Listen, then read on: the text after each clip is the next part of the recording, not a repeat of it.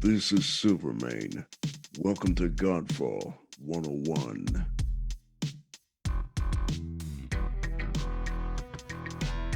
Welcome to Godfall 101, you Knights of Empyrean.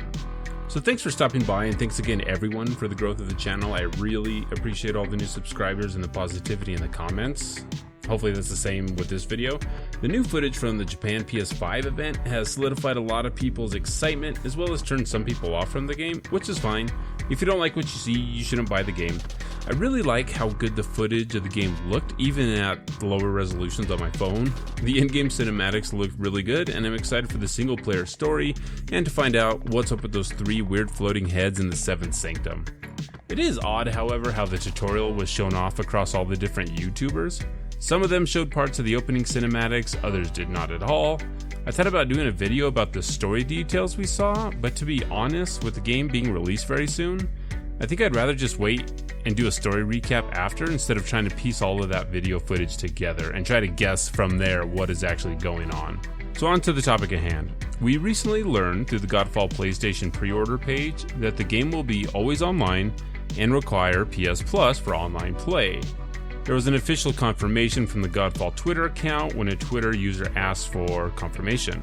The Godfall Twitter account says, quote, "Godfall is not a service game, but does require an internet connection to play," end quote. So this prompted quite a few responses from the people that are not happy about the need to be always online, especially because Counterplay has taken a firm stance that Godfall is not a game as a service. When asked by Ericsson in an interview if the game was a live service game, Richard Haney responded, quote, "So there is an experience you can complete. That being said, there is replayable content, there is endgame content, and there is more for the player to explore and revisit once they have completed their ascent of the Skybreaker monolith. We don't consider the game a service. There are no microtransactions in Godfall, but we are planning that there is plenty of content for the player to dig into once Macros is defeated," end quote. So the real question that a lot of players have, and it's a good question, if this is not a live service game and there is a single player portion to it, why is it always online? Why can't people just play the single player campaign and never interact with the other portions of the game? What happens if the servers are shut off? What happens if the internet in my area goes down? So I really want to make this clear. I will never tell someone how to feel or what they should do with their money or with their anger, but I will always try to listen and understand why people feel the way they do. As someone that has very good internet in an area that very rarely has outages, I don't have a problem with an always online game. I understand that I come from a position of internet connection privilege, so I won't sit on my high horse and tell others they should just suck it up or leave. I know that there are people that do not have great internet where they live. They have to share their bandwidth with family members streaming Netflix or doing homework, and spotty connections can make it difficult for them to play the game, even if they want to play solo. I live in a rural area where a lot of people might not even have running water in their homes, much less an internet connection.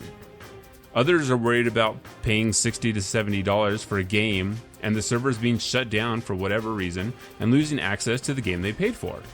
Others do not understand why a game that is not a service game would even require this. Now, I think those are all very valid concerns and questions that consumers can and should have.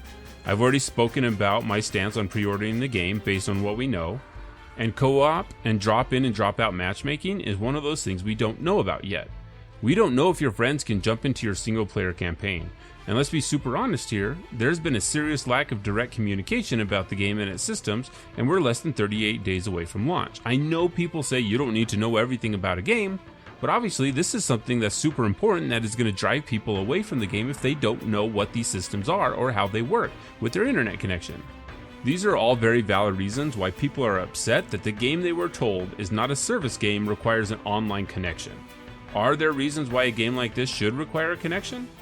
Well, my guess is that because Counterplay Games expects that most players will complete the story campaign and never go back to it, and they'll spend the rest of their time in match-made playlists of the hunts and the Towers of Trials.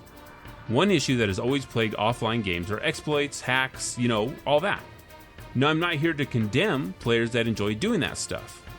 Some players spend an exorbitant amount of time creating tools, diving into the code, and creating character editors for games. I remember spending a lot of time with Diablo 1 character editor. I created the weirdest characters because I could, and it was a lot of fun. It didn't take away from my enjoyment of the game. I don't know if Blizzard wanted me to enjoy it doing that way, but I did.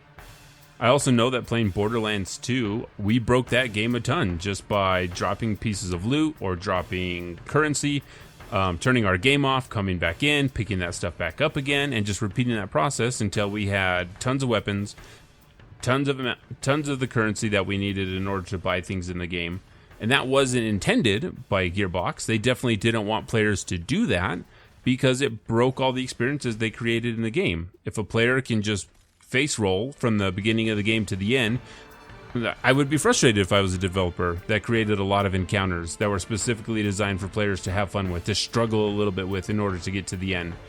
But if players can just create as much currency as they want at the beginning of the game, trade weapons for a high-level player that has played a lot, and they just drop that for low-level characters, yeah, I could see why that would be frustrating for developers as well. We also do not know what the patch balance update plan for Godfall is going to be, but we do know that every looter receives balance updates of some sort, and players will need to receive those updates to keep their player base on the same page. Again, I want to be clear. I don't think anyone is wrong for wanting an offline mode. One of the best ways to show your displeasure over the always online policy is to just not buy the game. I have read that people suggest not buying the game and those players should just leave for another game. I think you should not buy the game, and if you're unhappy with it, write an email or handwrite a letter if you don't have the internet and send it to Counterplay Games, Gearbox, and Sony. Explain why you don't like that. Explain that you would love to give them your money, but you can't because of this reason. Write a letter, contribute to a Reddit thread if you're not already shadow banned like I am. In closing, I think it sucks that a lot of people are turned off from playing the game because of this requirement. And it could also be because of a miscommunication from the team. Maybe Richard meant something else when he was saying it wasn't a service game. I'm not sure, but also maybe an offline mode is added in the future if there's a big enough call for it. So let me know how you feel about the always online requirements. I'd be interested to hear what the sentiments are, especially between PC and PS5 users. Is there a difference between who feels one way or another there? Again, thank you for listening. If you enjoyed the video, please like and subscribe. And remember, our giveaway for Godfall ends October 9th. So if you want a chance to win, click on the link below in the description. And as always, please be kind to each other.